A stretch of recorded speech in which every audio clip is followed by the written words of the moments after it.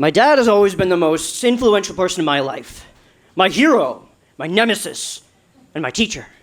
He's this fantastic oxymoron who is anything but one. If life is the wild and wilderness, then my dad is my guide. The brave instructor who straps in with you to ride, the leader whose back is a mystery because he leads from beside.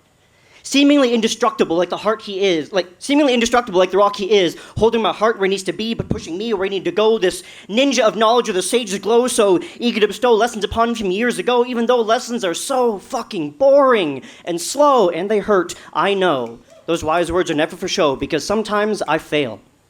Okay, let's be real, like a lot of the times I fail. That old man's eyes can see through lies, fake cries, and the guise of false allies. They can simultaneously advise and chastise, but never do they patronize, because they can see through the disguise that hides youthful ignorance. But youthful is not the only kind of ignorance.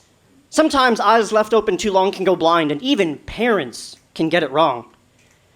I remember one day, years ago, I felt this chill in the air. I could feel my dad furrowing his brow in the distance. Don't ask me how. His footsteps became foot stomps as he closed the gap like an angry 5-foot giant who plays bass guitar and drinks Molson Canadian, or sometimes blue. Then he glares at me like Asian parents do and says, 冇走去京來, why you not doctor? Then, as if his arms were tired under the weight of all the B's and C's and F's I've handed him, they drop to his sides as he inquires further. 走去不by hiện tâm, why you don't study be an engineer? Why you don't be a lawyer?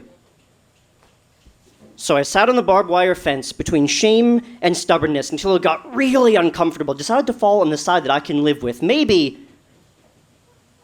I am a doctor.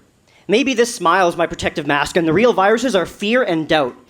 Have you considered my surgical tools or the pen and paper with which I scribble down prescriptions for big laughs, free smiles, and deep thoughts?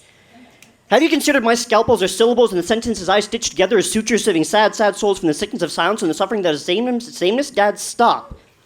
I did not pass the bar exam, but I can still find legal loopholes in lyrics and lines. I will cross-examine a limerick just by checking the time. I will walk into a courtroom of grammar, a guilty man, and get off by pleading poetic insanity. I do not know how to assemble a circuit board, but I can disassemble the concept of being bored and reverse engineer it. I reprogram opinions. I rebuild meanings. Without your vision of success burned onto my retina, I can finally see what I am and everything I need to be.